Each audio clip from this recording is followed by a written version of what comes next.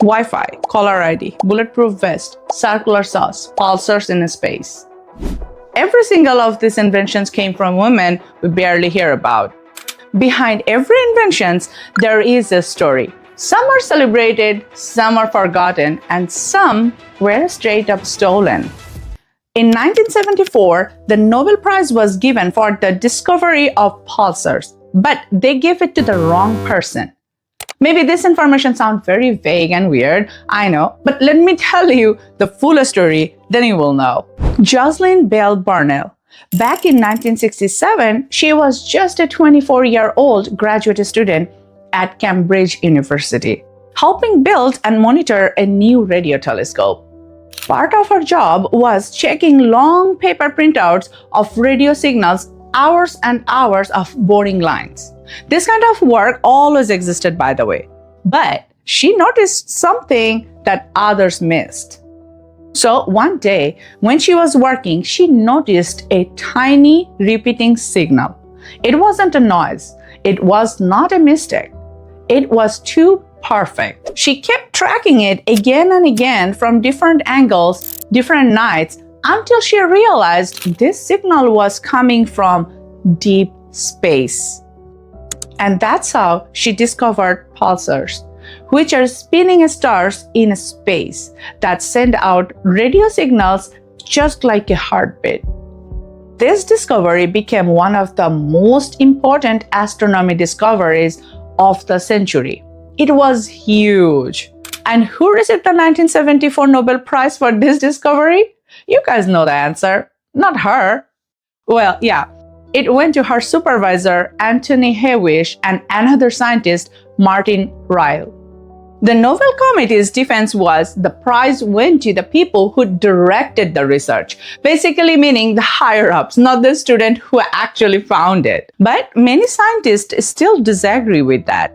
Most of the science world now says she should have been at least included, if not the only person. Later in life, she did receive major awards, including a $3 million breakthrough prize, which she donated to support women and minorities in science. And today, pulsars help with GPS timing, deep space navigation, gravity test, and even our understanding of black holes. And yet, most people still do not know her name. Beautiful lady, Hedy Lamarr, a talented Hollywood actress. During World War II, she kept hearing on the radio that enemies were jamming radio-controlled torpedoes. So she started thinking, is there any way to stop this? Can we make a signal that they cannot jam? That's exactly when the idea clicked. She came up with her idea, a radio signal that keeps hopping from one frequency to another so no one can lock onto it. She had the idea, but to build it properly, she needed someone who understood timing and machine. So she teamed up with George Antheil. He was a composer who worked with player piano systems. Then together they built the frequency hopping spread spectrum technology. But when she took the idea to US Navy, they basically said, nice idea, but no thanks, too complicated for now. So later, and they shelved her idea. In the meantime, she did file for the patent in 1942, and it was approved, but expired in 1959. And guess what? When frequently hopping finally became useful. 1960s to 1980s, when electronics finally caught up. Her frequency hopping concept became the blueprint for Wi-Fi, Bluetooth, and GPS. Engineers upgraded from the idea she already created. Did not get any credit back then because of the initial delay.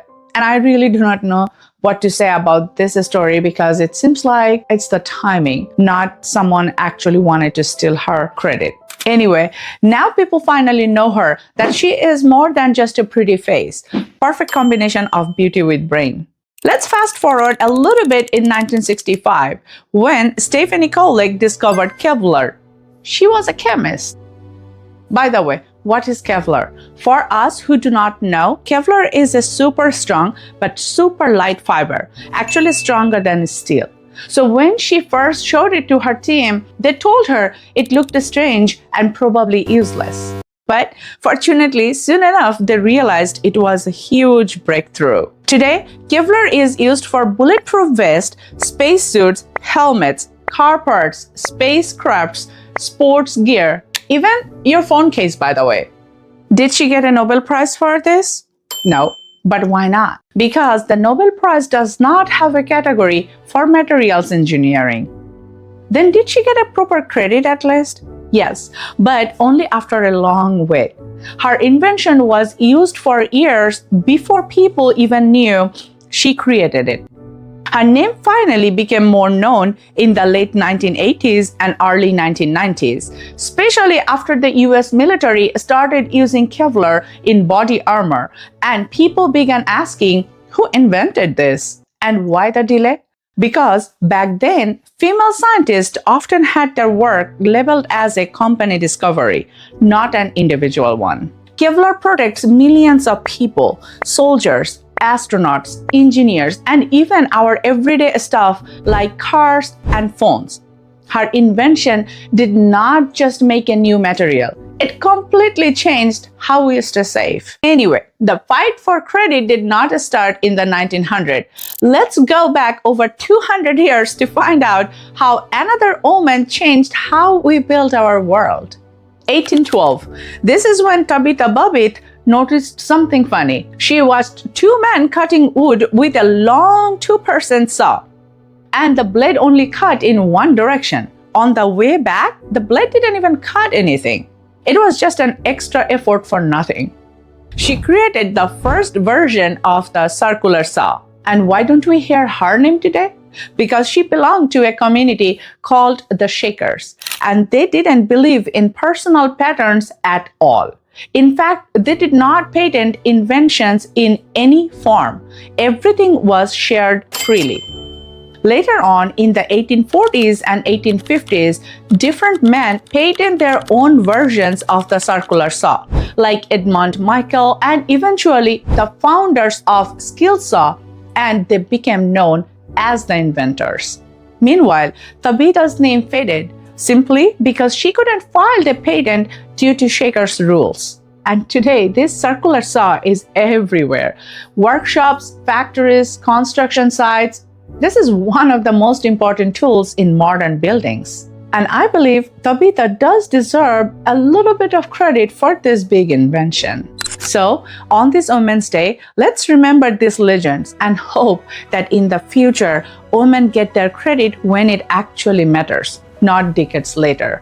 If you know someone who should hear these stories, share this video with them. And if you enjoyed it, please like and subscribe for more, and I will see you soon with a new talk.